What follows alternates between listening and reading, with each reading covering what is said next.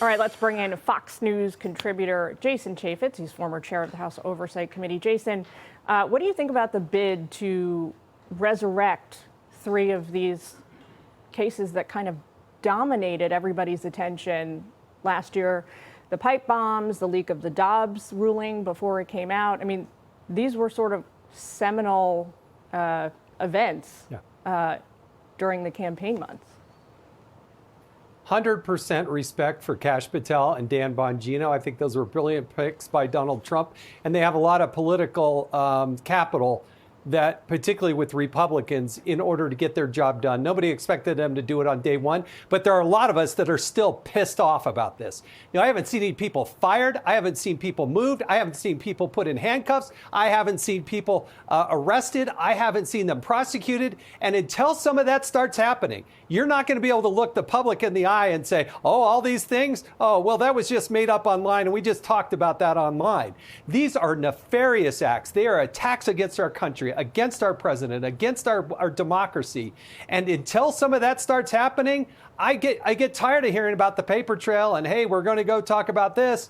We got to actually do something. And to gain the respect, you're going to have to fix how we recruit people, how we train people, how they learn to communicate, the technology that they use, the work hours that they have to do. And keep in mind, the Secret Service is different than the FBI, but both are in tatters.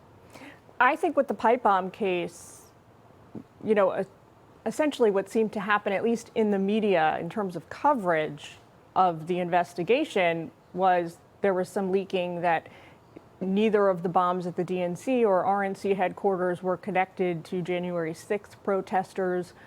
So people kind of just moved on. And that was fundamentally wrong. One of the warning lights was, why was Kamala Harris, who was the one that was actually going into the DNC, she was the person who was going to become the vice president of the United States. She hasn't said a peep about this. Why is that? Like, it really is a mystery to me. There are a lot of these things that need to have answers.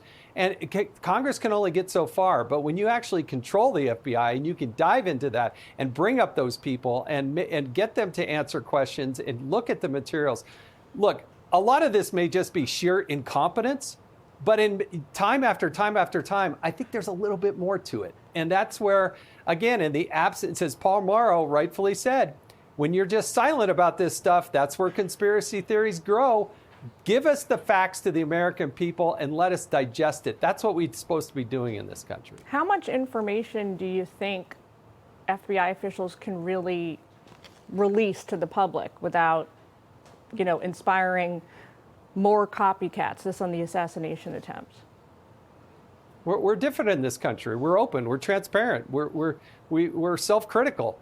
That's what differentiates us from the entire rest of the world. So trust the American people. They work for the American people. Unless you have sources and methods, unless you're going to, by releasing classified information, put somebody's life in danger, that's a different scenario. But I think with these three cases in particular and the assassination attempts, lay it all out there. I mean, just give it to the American people and let us understand what really happened here, because that could have changed the world more than pretty much anything else by taking out Donald Trump.